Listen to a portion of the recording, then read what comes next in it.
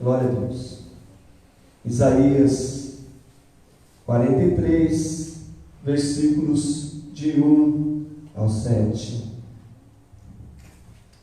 Mas agora, assim diz o Senhor, que te criou, ó Jacó, que te formou, ó Israel: não temas, porque eu te remi, chamei-te pelo teu nome, tu és meu.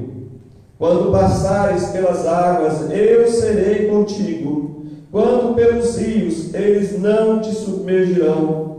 Quando passares pelo fogo, não te queimará, nem a chama arderá em ti.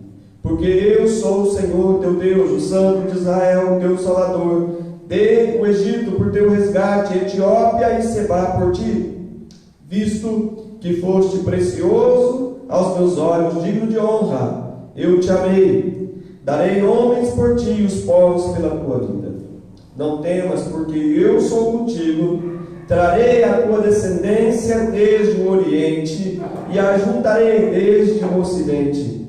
Direi ao norte: entrega, e ao sul: não retenhas. Trazei meus filhos de longe e minhas filhas das extremidades da terra. A todos os que são chamados pelo meu nome e os que criei para a minha glória e que formei e fiz. Amém? Hoje eu estava orando ao Senhor para confirmar aquilo que Ele vem falando ao nosso coração. E como eu tenho dito, às vezes Deus tem trazido palavras de disciplina, palavras de correção. Eu fiquei me perguntando: Senhor, é isso mesmo que o Senhor quer que nós falemos nessa noite? E eu fiquei feliz porque hoje Deus trouxe uma palavra palavra de conforto, palavra de consolo, palavra de incentivo, palavras de amor. Não que as outras palavras não fossem palavras de amor, porque o nosso Pai disciplina todos enquanto ama. E muitas das vezes não é nem porque disciplina no sentido de que nós tenhamos feito algo que venhamos a merecer essa disciplina. Muitas vezes são palavras de advertência também. Como um pai que consegue enxergar aquilo que um filho não consegue, e já o avisa de antemão: olha, se você for por esse caminho, você vai cair, enfim. Então, muitas das palavras que Deus traz, às vezes até com um conteúdo forte, são igualmente palavras de amor. Mas me alegro que hoje nós podemos falar de algo assim que você vai gostar de ouvir, mas não é porque nós buscamos algo que você queira ouvir, é porque Deus colocou isso em nosso coração, e que isso venha também igualmente ser de incentivo para você, e eu tenho certeza que será, em nome de Jesus Cristo. Começando o versículo 1, Deus, em primeiro lugar, Ele afirma quem Ele é para conosco, e Ele diz: assim diz o Senhor, que te criou, ó Jacó, que te formou, ó Israel. E Ele diz no versículo 7 o motivo pelo qual Ele nos criou: a todos que são chamados pelo meu nome e os que criei para a minha glória, que formei e fiz. Deus reivindica a sua autoridade sobre a sua vida como aquele que tem direito sobre a sua propriedade. Nós somos uma propriedade tanto intelectual quanto propriedade em todos os sentidos que ela pode ser, a palavra pode ser colocada, porque Deus nos criou e a Ele pertencemos. Por isso que Ele diz: tu és meu. Você é propriedade de Deus por ter sido obra de suas mãos. E Ele não te criou sem um propósito. Ele te criou para a sua glória, né? Diz aí o versículo 7. Né? E ele diz que nos formou, né? Antes mesmo de que nós existíssemos. Porque diz a palavra de Deus lá em Efésios, capítulo 1, deixa marcado aí o texto que nós lemos, que nós vamos voltar nele. Efésios, capítulo 1, versículo... Efésios, capítulo 1,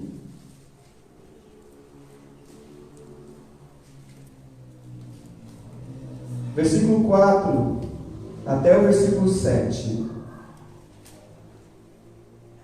Assim como nos escolheu nele antes da fundação do mundo para sermos santos e irrepreensíveis perante ele e em amor. Nos predestinou para ele, para a adoção de filhos, por meio de Jesus Cristo, segundo o beneplácito de sua vontade, para o louvor da glória de sua graça, que ele nos concedeu gratuitamente no amado, no qual temos a redenção pelo sangue, a remissão dos pecados, segundo a riqueza de sua graça.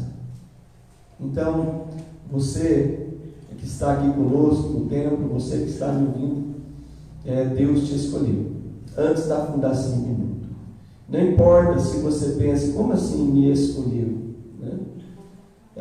Será que Deus tem um número limitado de escolhidos? Né? Nós sabemos que haverá sim um número limitado de escolhidos. Mas se você perguntar para mim se eu creio, né, que ela já é assim pré-determinada, como se não houvesse nenhuma participação da nossa parte, né? Eu vou colocar para você que eu tenho sérias dúvidas quanto isso, né? Caso contrário, a Bíblia não falaria de vários cuidados que nós deveríamos ter em relação a guardar a fé, com relação a crer, com relação enfim, a desenvolver a faculdade que Ele nos deu, da nossa própria vontade, da nossa escolha, né?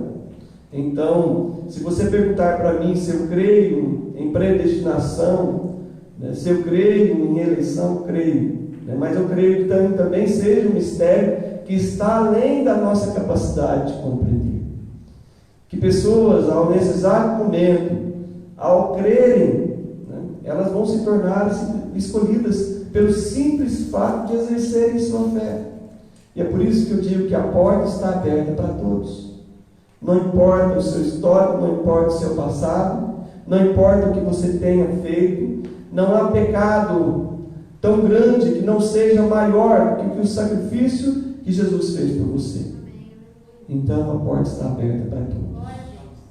Não há preferidos, não há pessoas que venham ser preferidas por causa do seu conhecimento ou por causa do seu dinheiro, né?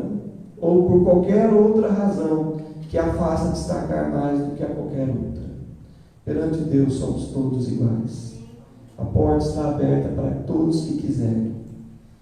Então a todos a quem sentirem-se chamados. É claro que nem todos vão aceitar esse chamado.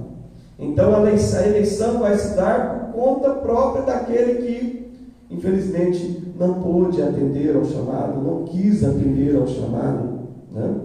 Então, queridos, e a partir do momento em que você aceita esse chamado, né, você descobre, como eu creio que Deus tem um plano para a vida de cada um. Caso contrário, nós não poderíamos evangelizar alguém dizendo para ela que Deus tem um plano para a vida dela se ela não é escolhida. Como Deus teria feito um plano para alguém a quem Ele não escolheu?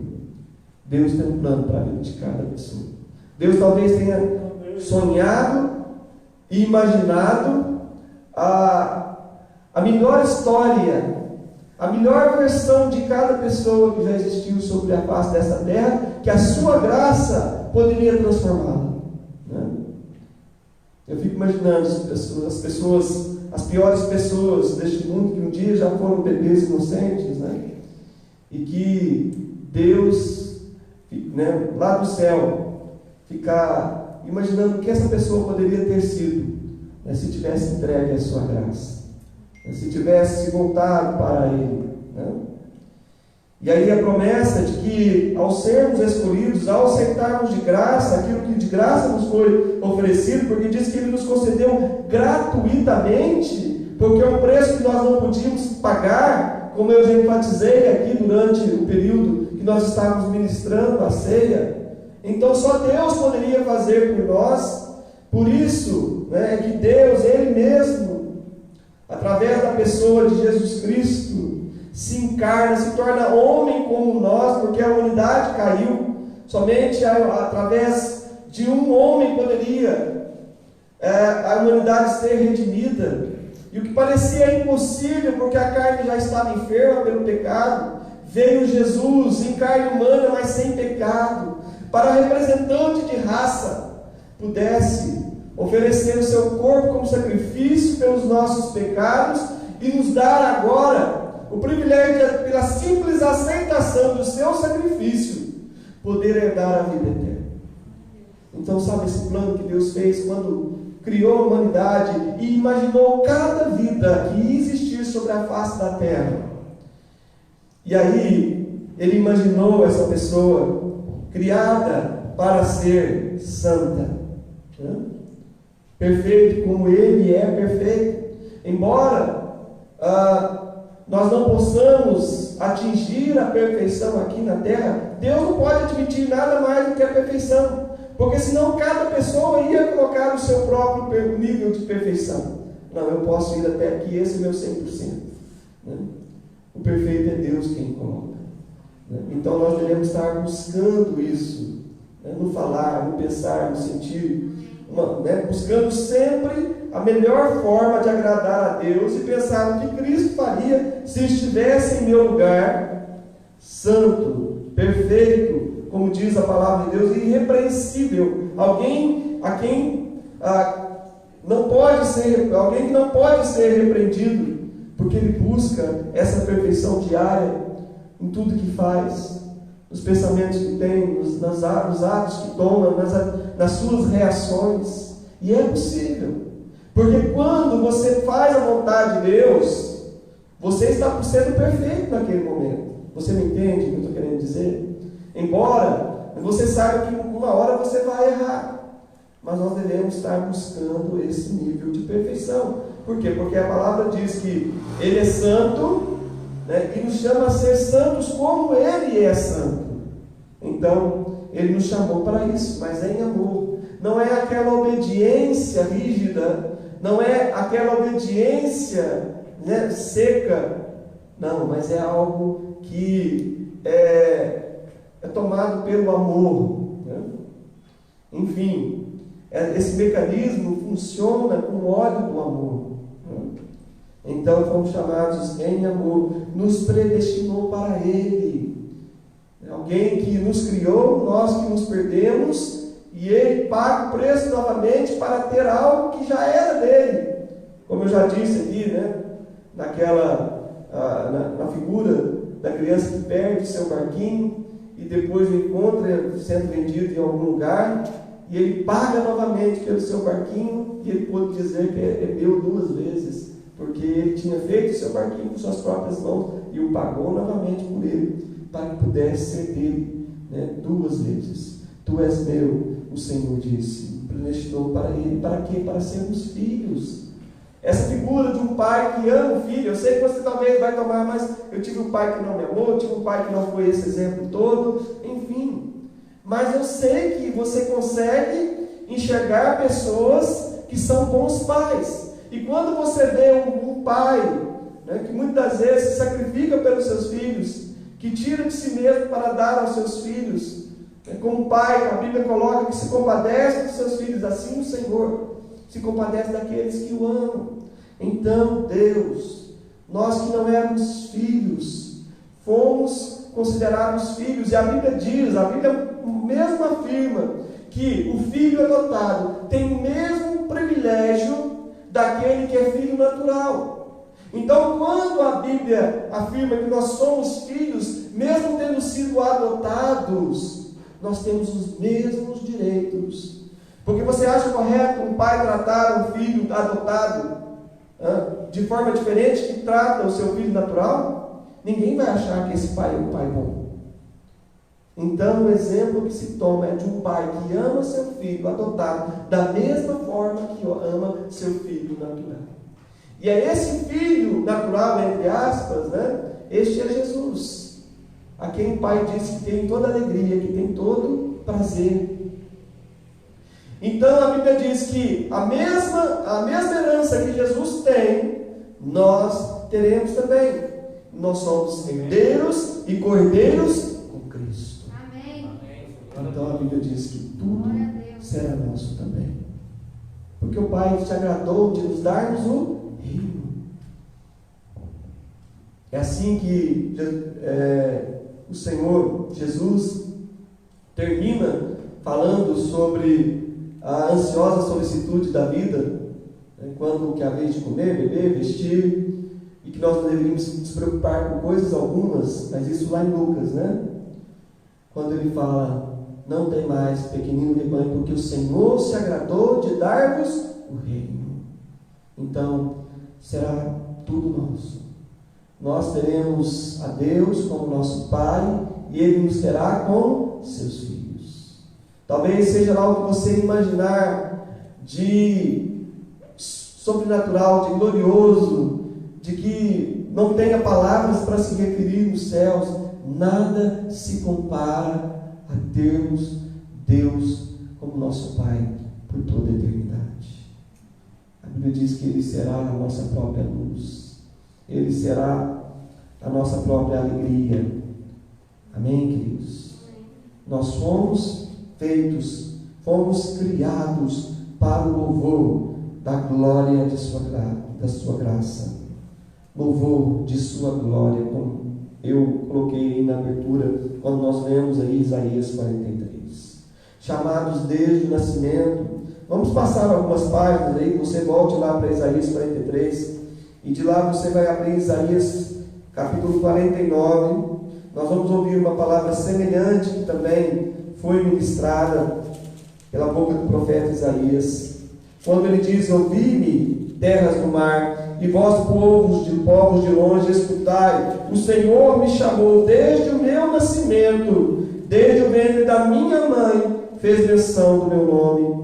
Fez a minha boca como uma espada aguda, na sombra da sua mão me escondeu. Fez-me como uma flecha polida, me guardou na sua aljava. E me disse: tu és o meu servo, és Israel, porque em quem hei de ser glorificado. Eu mesmo disse: debalde tenho trabalhado inútil e vanamente gastei as minhas forças.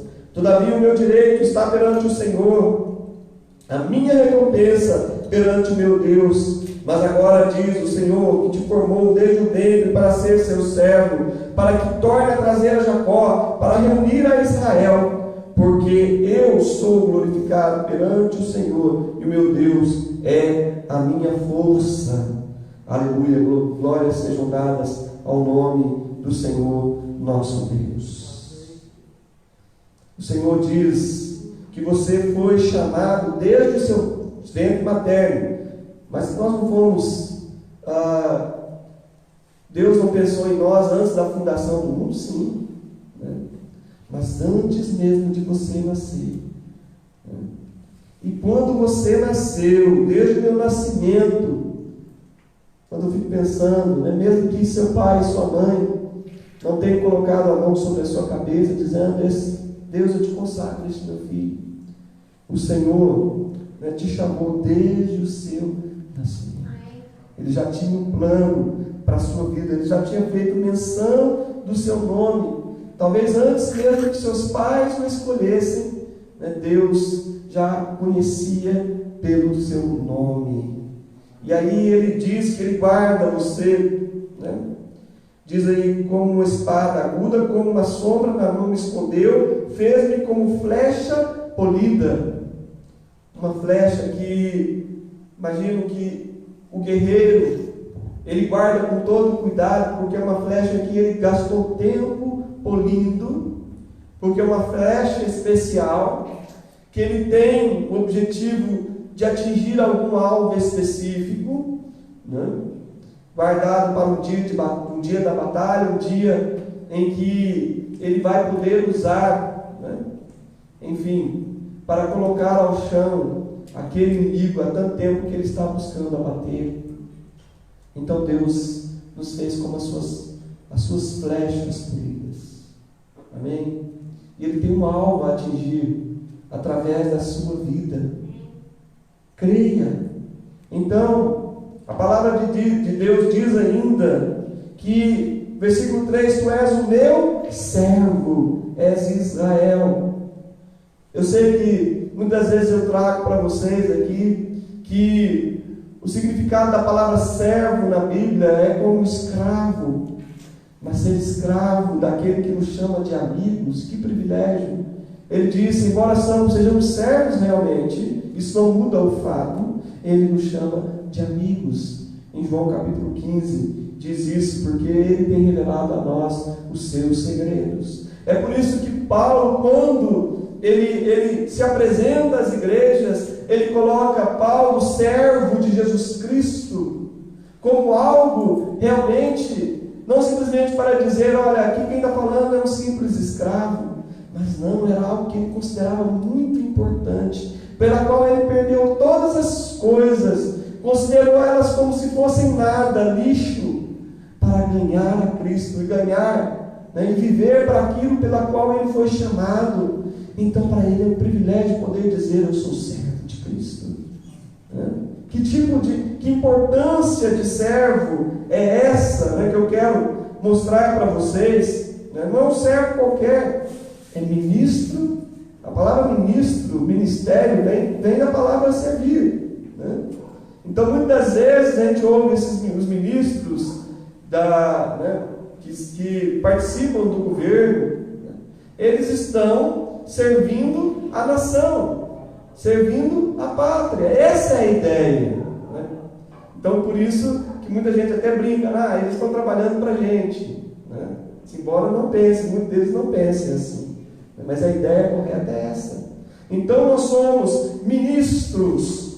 A palavra de Deus nos fala em 2 Coríntios capítulo 5, 2 Coríntios capítulo 5, versículo 18 ao versículo 20. Ora, tudo provém de Deus, que nos reconciliou consigo mesmo por meio de Cristo e nos deu o ministério da reconciliação, a saber que Deus estava em Cristo reconciliando consigo mesmo o mundo, não imputando aos homens, não imputando aos homens as suas transgressões, e nos confiou a palavra da reconciliação, de sorte que somos embaixadores em nome de Cristo, como se Deus exortasse por nosso intermédio, em nome de Cristo, pois rogamos que vos reconcilieis com Deus. Aquele que não conheceu o pecado, ele fez pecado por nós, para que nele fôssemos feitos justiça de Deus. Que ministério que foi dado a você? Talvez se você esteja perguntando, mas eu não sou do ministério da palavra, nem do ministério da oração, nem do ministério do louvor, ou um ministério qualquer, do ensino, né, seja para as crianças, ou seja, enfim, não estou me falando disso. É bom você ter um ministério na casa de Deus, mas estou falando de um ministério muito mais importante, que Deus está reconciliando o mundo. Imagine, queridos, Deus proveu uma maneira que o mundo se reconciliasse com Ele, que a criação pudesse voltar às pazes com Deus, através de Jesus Cristo. Deus está dizendo, olha, sabe os seus pecados? Eles não precisam ser imputados a você mais, porque agora existe um preço que foi pago, para que você pudesse voltar a ser tudo aquilo que eu sonhei para vocês, quando eu os criei, quando eu os fiz para a minha glória, fiz para o meu louvor. Então Deus está nos chamando para ser aqueles que vão dizer para as pessoas, olha, Deus quer se tornar seu amigo, Deus quer fazer as pazes contigo. Não que Deus esteja de mal com você, mas a humanidade é que está em inimizade com Deus, diz a palavra de Deus, mas que Deus está oferecendo perdão, que Deus está oferecendo amizade. Novamente, para a humanidade, nós temos o privilégio de ser ministros da reconciliação, de ser embaixadores de Deus. Nós somos enviados dos céus, porque agora nós fazemos parte do reino de Deus, que também na Bíblia é conhecido como o reino dos céus, e agora nós somos representantes dessas agências de Deus na terra, que é a igreja. Amém? Igreja é como se fosse a embaixada dos céus na terra, é território celeste. Então, queridos, nós estamos chamando pessoas para um lugar de proteção, para um lugar de segurança, e não me refiro ao templo físico, mas estar dentro de um contexto onde você é amado, onde você é escolhido, onde você é importante, onde Deus te chama para fazer parte desse grande plano que Ele elaborou antes do mundo ser criado, porque Ele iria criar um mundo livre, onde vontade livre existisse. E aonde existe qualquer vontade livre que não a de Deus, cuja vontade é perfeita, certamente o mal existiria. Porque o homem haveria a possibilidade de não se fazer a vontade de Deus. E ao abrir essa porta, nós vemos o mal na terra, nós vemos o mal no mundo. O mal existente porque uma outra vontade está presente, a vontade de Satanás, a vontade do próprio homem. Então o homem faz essas atrocidades todas, violência, tudo de ruim. Mas quando Jesus entra no coração, o príncipe da paz, aquele que tem o governo sobre os seus ombros, para todos sempre, há misericórdia, há amor, há justiça, há bondade, há retidão. Nós podemos ver isso já presente em nossas vidas, se o deixamos reinar sobre nós. Que privilégio ser ministros e embaixadores, hein? Que glória! Me lembro certa vez o pastor Josué Leon, não sei se vocês conhecem, e ele ministrando, contando, né, o caso de dois servos de Deus, que Deus falou com eles: vocês vão para o aeroporto agora, né? Falou com esses dois ao mesmo tempo, que Deus queria usá-los os dois juntos, e eles se dirigiram para o aeroporto, e chegaram lá e falaram: eu quero uma passagem agora para tal lugar, né? E o cara falou: não tem voo agora para tal lugar, né? Não, mas é certo, a gente vai viajar agora, porque Deus tinha falado para eles que eles iam viajar, né? Mas eu pergunto: mas quem são vocês assim que para falar que vocês vão viajar agora? Né? Um se apresentou: eu sou ministro, né? E o outro se apresentou como embaixador, né? Mas claro, né?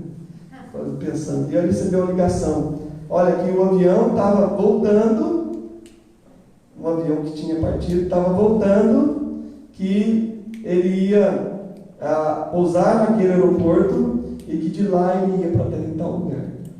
Ele virou assim: eu não sei quem são vocês, mas você deve ser alguém muito importante mesmo, porque o avião acabou de chegar e ele, como ele vai estar retornando vazio, vou arrumar 2 passagens para vocês dentro do Rio. Aleluia! Então, ele contou: olha só o que Deus é capaz de fazer, né, por pessoas que servem a Ele. Amém. Deus é capaz de fazer parar o sol, né, quando Josué estava batalhando. Deus é capaz de abrir o mar se o povo dele precisa atravessar. Se ele não abrir, você vai passar por cima das águas. Amém? Amém. Glória a Deus. Louvado seja o nome do Senhor nosso Deus. Então, não somente isso, mas a palavra de Deus diz que Ele nos chamou pelo nome. Diz que interessante que eu vejo aqui nessa palavra é que Ele primeiro fala que te chamou Jacó, que te formou Israel. Primeiro diz Jacó, o seu antigo nome, depois chama de Israel, o seu novo nome. Então não importa qual, né, pelo que você era conhecido. Aquele cara era assim, assado, fazia isso, aprontava todas, fazia, acontecia, né? As pessoas tinham medo de você, tinham medo dele, mas agora você é Israel.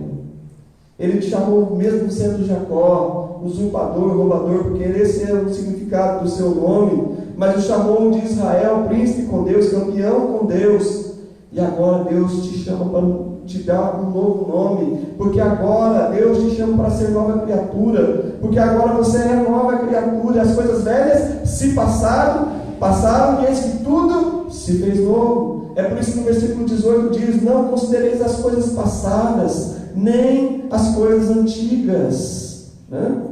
Diz aí o Senhor no versículo 18: não lembrei das coisas passadas, nem considereis as antigas, porque tudo se fez novo. Você que era Jacó, agora é Israel. Não importa qual o significado do seu nome, se o seu nome tinha um significado muito ruim, porque eu já conheci pessoas cujo nome não tinha um bom significado. Não importa, Deus te chamou pelo seu nome agora, mas vai te dar um novo nome, diz a palavra de Deus em Apocalipse 2,17. E nós receberemos uma pedrinha branca que terá um novo nome escrito, e será o nosso novo nome na glória. Amém? Então ele diz: eu te chamei pelo teu nome.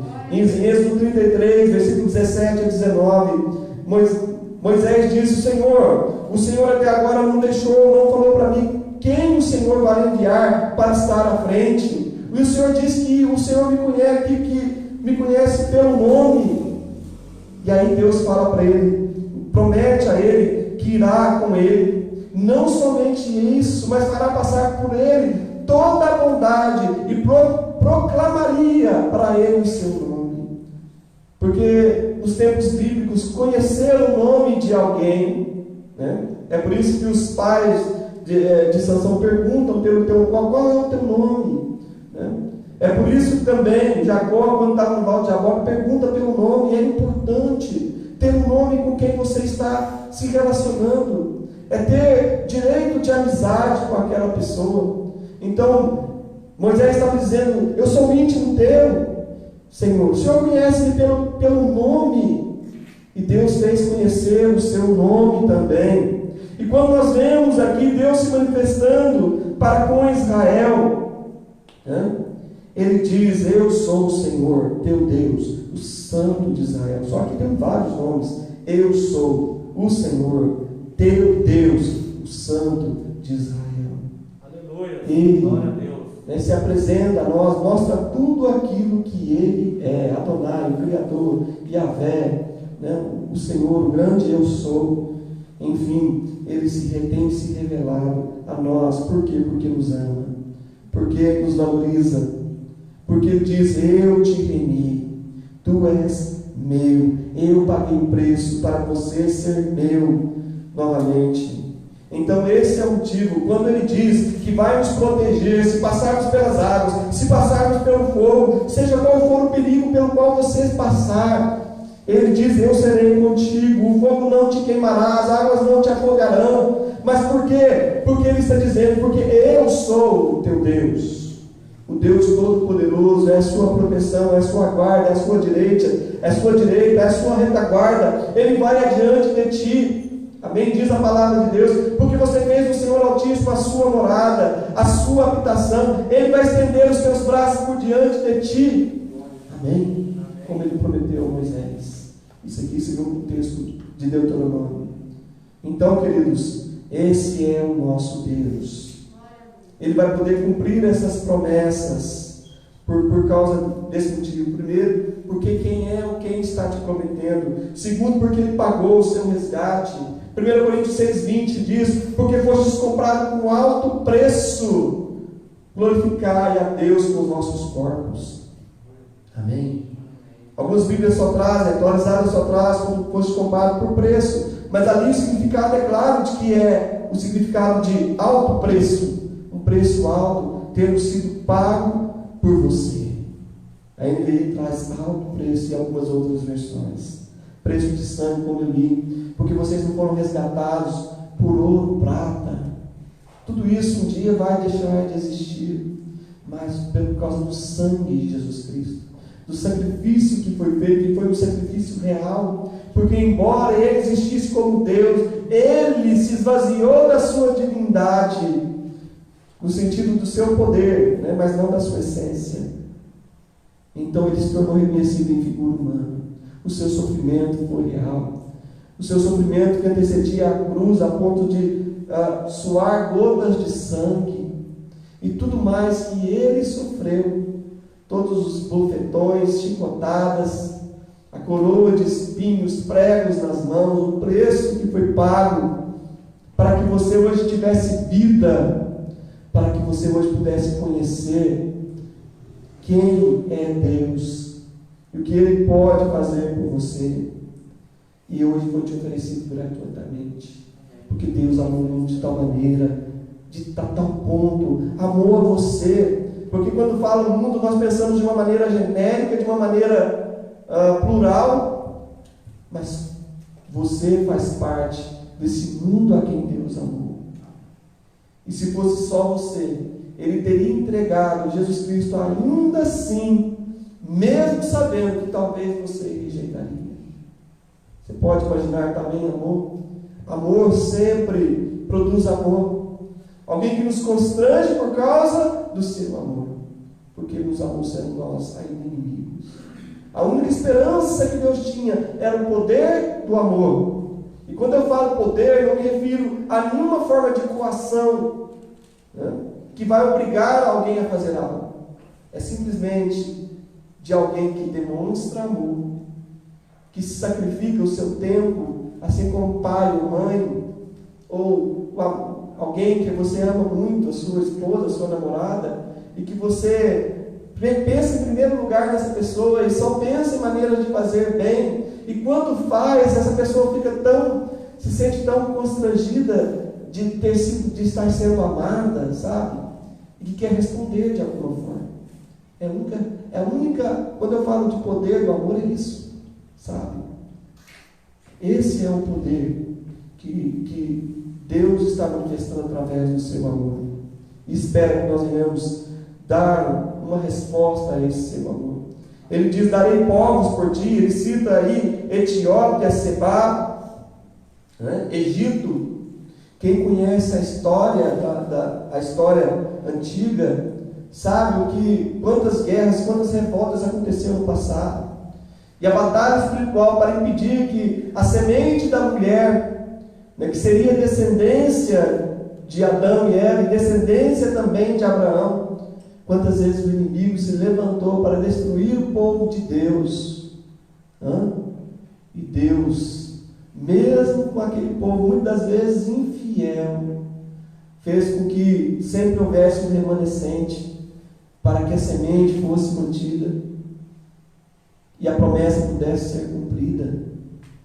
Então, quando nações como Egito, Seba e Etiópia, isso ainda não havia acontecido, porque isso se daria no tempo do Império Persa, e esse aqui foi dado um tempo verbal, né, que é interessante, porque é o perfeito profético. Isso não existe esse tempo verbal na gramática, mas na Bíblia existe. Porque quando a Bíblia narra lá a queda de Babilônia, lá em Apocalipse, caiu Babilônia, é o perfeito profético, que a Bíblia garante que vai acontecer isso. E aqui está dizendo, né? Dei por ti Egito, Etiópia e Seba. Por quê? Porque quando o Império Persa se levantasse, ele ia subjugar estes reinos. E quando Ciro estivesse sobre a autoridade desse império naquela região, ele autorizaria a Israel que voltasse à sua própria terra e se reestruturasse e voltasse a ser nação novamente. Então nós vemos Deus aí cumprindo as suas promessas. Este mesmo Deus que foi fiel para com Israel, mesmo em meio a tanta fidelidade e infidelidade deles.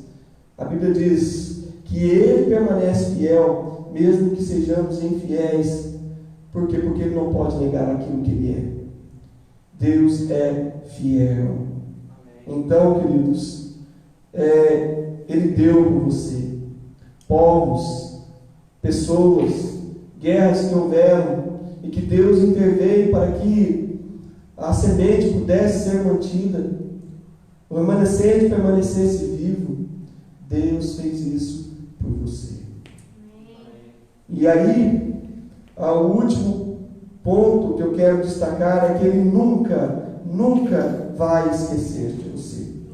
Quando Ele diz que Ele não temas, e Ele diz no versículo 1, e Ele diz novamente no versículo 5, não temas, porque eu sou contigo. Isso garante que em todo tempo, antes, hoje e será para sempre com você, porque nós precisamos de lembrarmos dessa verdade quando as situações, as circunstâncias que nos cercam nos tentarem amedrontar. Porque haverá momentos em que nós certamente vamos dizer, como Isaías 49, voltando a Isaías 49, quando aí o profeta diz: debalde tenho trabalhado, inútil e vãmente gastei as minhas forças, todavia o meu direito está perante o Senhor. Normalmente ele primeiro pensa que ele lutou, se esforçou, se guardou inutilmente, porque aparentemente não havia resultado para aquilo que ele estava, para o seu esforço. Mas aí ele se lembra que perante o Senhor está a sua recompensa. Amém? E aí eu quero que você vá comigo também no versículo 14 de Isaías 49, quando ele diz: mas Sião diz, o Senhor me desamparou, o Senhor esqueceu de mim. Acaso pode uma mulher esquecer-se do filho que ainda mama, de sorte que não se compadeça do filho do seu ventre? Mas ainda que esta viesse esquecer dele, eu todavia não me esquecerei de ti. Eis que na palma das minhas mãos te gravei, os teus muros estão continuamente perante mim. Ainda que você se sente desamparado, como diz aí o versículo 14, o Senhor me desamparou, o Senhor se esqueceu de mim. Lembre-se, o Senhor está lembrando a você. Pode uma mãe esquecer do filho que ela ainda lamenta? Nós sabemos que por que nos chocamos quando vemos mães ou que abandonam seus filhos, ou que jogam numa lata do lixo, ou que abortam? Porque isso nos choca. Porque normalmente o que nós entendemos por maternidade é alguém que é capaz de criar uma força tão grande quando está sobre o efeito de uma adrenalina causada pelo desejo de defender o seu filho, quando ele está debaixo de um carro, por exemplo, e alguém diz que ela pode criar uma coisa de tirar, de levantar o carro. Pode uma mãe esquecer-se do filho que ainda amamenta, ainda que isso seja possível, como nós sabemos que é possível, mas o Senhor não se esquecerá de ti. Nas palmas das mãos dele, ele te gravou. Quando você... Hoje nós temos telefone celular, você pode anotar muito bem, né, o telefone de alguém. Mas antigamente, quando você encontrava com alguém, estava em um lugar, necessitava de anotar um endereço, ou um telefone, ou o nome de alguma pessoa, algo muito importante, você pegava e anotava na mão, você não tinha um pedaço de papel. Porque não podia esquecer aquilo. Deus escreveu na palma da sua mão e diz que ninguém pode apagar. Amém? Então, Deus nunca vai esquecer de você. Te amo mais do que uma mão. E aí, quando nós voltamos no final do capítulo 43, né? E o que Deus reclama é que ele sim tem sido esquecido. Pois no versículo 22 ele diz: contudo não me tens invocado, ó Jacó, e de mim cansastes, ó Israel. E aí ele fala, né, do que eles deixaram de fazer com relação à adoração que era oferecida naquela época, né, que era feita através de incenso, através de sacrifício, né? Mas enfim, eles não estavam fazendo porque não estavam considerando a Deus. Mas Deus continua dizendo, versículo 25: eu mesmo sou o que apago as tuas transgressões por amor de mim, e dos teus pecados não me lembro. Versículo 25 do capítulo 43. Desperta minha memória, entremos juntos em juízo, apresenta as tuas razões para que possas justificar-te. Querido, seja lá qual for, você diz: mas eu não tenho tido tempo, mas eu tenho andado cansado, mas isso, apresenta perante o Senhor. Diga a Ele. Se você não tem razões pela qual justificar, muitas vezes a falta de resposta a este amor, a indiferença contrastada com esse amor e cuidado de Deus para com a sua vida, né? Talvez a única coisa que você tenha que dizer é: Senhor, me perdoa. E Ele vai poder te dizer: porque eu apago os seus pecados, eu desfaço as suas transgressões. E ainda que haveria uma palavra de juízo aí, no final do capítulo 28, Deus ainda volta a prometer: agora pois, ouve, versículo capítulo 44, e eu termino com essa palavra: agora pois, ouve, ó Jacó, servo meu, ó Israel, a quem escolhi, assim diz o Senhor que te criou, que te formou dentro do ventre, que te ajuda, não temas, ó Jacó, servo meu, ó amado, a quem escolhi, porque derramarei água sobre o sedento e torrentes sobre a terra seca, derramarei meu espírito sobre a tua posteridade e a minha bênção sobre os teus descendentes, e brotarão como a erva, como o salgueiro junto às correntes das águas. Um dirá: eu sou do Senhor, outro se chamará do nome de Jacó, outro ainda escreverá na própria mão: eu sou do Senhor, e por sobrenome tomará o nome de Israel. Assim diz o Senhor, Rei de Israel, seu Redentor, o Senhor dos exércitos: eu sou o primeiro, eu sou o último, além de mim não há Deus. Amém? Que você possa se apropriar dessas promessas, saber que você é muito importante para Deus. Se você imaginar que Deus criou trilhões e trilhões, nós sabemos que as estrelas são quase incontáveis, né? Pelo menos daqui da Terra é impossível se contar. Ainda que você coloque um telescópio, né, desses mais sofisticados, que eu disse uma vez que estão do tamanho de uma Kombi, estão lá no espaço, captando imagens aí de lugares mais extremos do universo. E aí dizem que são trilhões, trilhões, trilhões de estrelas. Você imagina que Deus as criou, e diz lá em Isaías 40 que chama cada uma delas pelo seu nome. Você acha mesmo que Deus não tem condição de saber quem é você, de onde você está, o que você está fazendo, por onde está indo? Deus te conhece pelo nome. Amém? E assim como Ele sustenta todo o universo, toda a criação em harmonia, saiba que Ele quer trazer paz, alegria ao seu coração. Amém? Amém. Amém.